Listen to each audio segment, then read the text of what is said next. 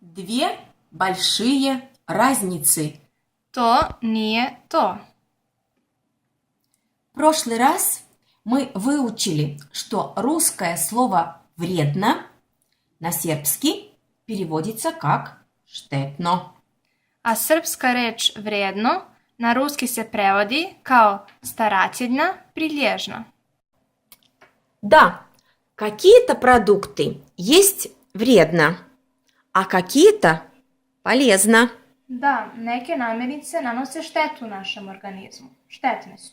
A neke su korisne, odnosno donose korist. Na primer, limun. On donosi korist našem organizmu. По-русски это звучит смешно, если переведем буквально. Лимон приносит нашему организму корысть. Потому что слово «корысть» в русском означает любовь к богатству, к деньгам, к золоту, к серебру.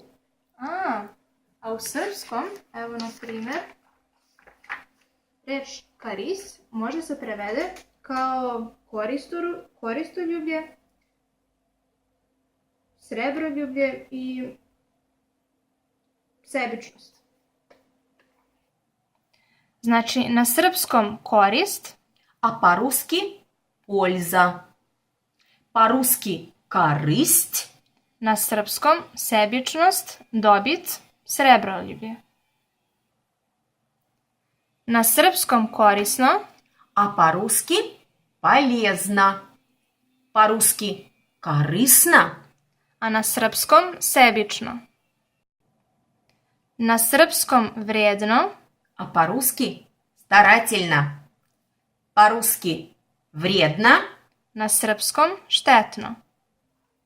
Вера, давай сейчас поиграем. Смотри на экран и говори, что вредно, а что полезно. Šta je štetno, a šta je korisno? Ananas. Jesti ananas je korisno. Ананас. Есть ананас полезно. Vino. Piti vino je štetno. Вино. Пить вино вредно. Limun. Jesti limun je korisno. Лимон. Есть лимон полезно. Sok. Piti sok je korisno. Сок. Пить сок полезно. So. Jesti so je štetno. Соль. Есть соль вредно. Jogurt. Piti jogurt je korisno. Йогурт. Пить йогурт полезно. Cigare. Pušiti cigare je štetno. Сигареты. Курить сигареты вредно. Vitamini. Piti vitamine je korisno. Витамины. Пить витамины, есть витамины полезно. Значит, Na srpskom štetno, na ruskom vrijedno. по-русски полезно, на сербском корисно.